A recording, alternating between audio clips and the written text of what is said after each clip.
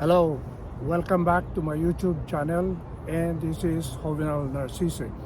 And for today's video, we're going to unbox an item that I bought from the Citadel outlet store, which is located in Commerce, California. And from my place here in historic Filipino town, I took a bus, a metro bus, with my top card, and I was able to reach my destination in 1 hour. I took 2 trips, one coming from my place going to downtown, and I took a connecting bus ride going to Commerce, and in a matter of less than 1 hour I was able to reach the Citadel outlet store, which is the nearest outlet store here in Los Angeles, California. So I went around the outlet facility, and I was able to locate the Converse store. And I went inside the store, and the staff of this store is very helpful, most especially to shout out to Gina, who assisted me in making this purchase. And so for today, I'm going to unbox an item that I bought from the said store on Commerce. It is a Converse Sneakers, and for the details you can see that this is a size 9, and I would like to read it to you, the model.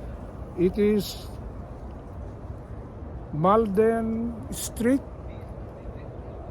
Mid Golden Sundial Cyber Gray. This is size 9.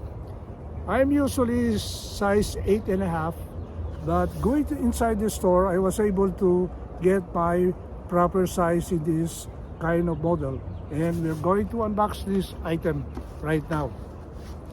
By the way, the price of this is $65 in the outlet store plus tax, and it amounted to $71.66.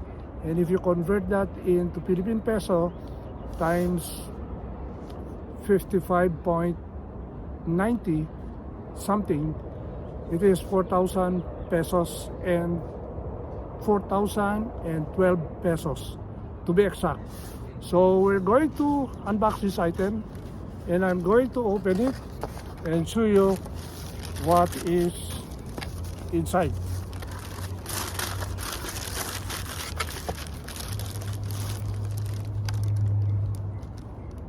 It looks like a canvas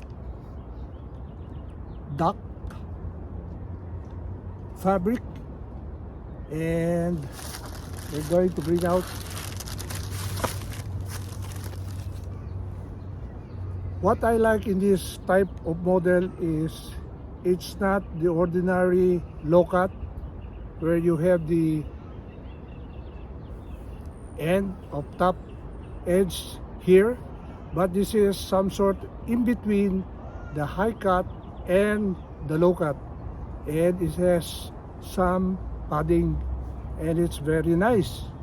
And you have 1, 2, 3, 4, 5, 6, 7 eyelets, white, the usual white shoelaces, and this is the Converse All Star.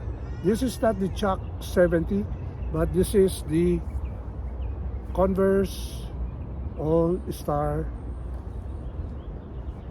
sneakers, and it is very nice. I like the color because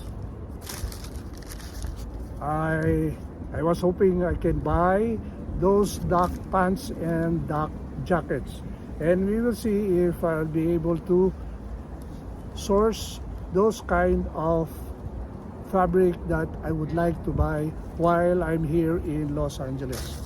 So you have this very nice sneakers, and the footbed is permanent, which means that there is no insole. Actually, this is too big for my size, but my plan is to place an insole coming from one of my running shoes, and I will use this as my hiking sneakers and sneaker for Instagram, of course, with my salvage denim jeans.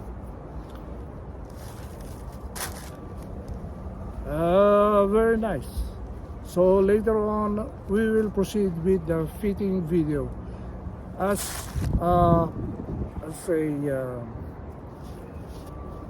product review, this is size 9, very nice and very nice color, which is very unique. Actually, in the Philippines, I have never seen this kind of model, which is, it's not a high cut, but it's not also a low cut, and this is a very nice type or model. And there is a stitch on this part, which I really like. There.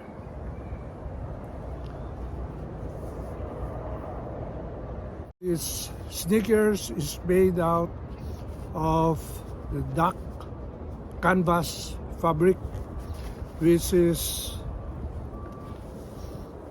not yet in my collection. I would like to have a duck canvas jeans, duck canvas jeans from any of those brands available, and I would like to pair these Converse sneakers with a duck canvas jeans from any brands. Okay. What I like also in this shoes is the tongue is attached to the main body, and there is a garter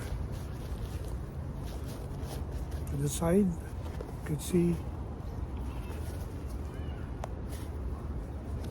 this one is garter, and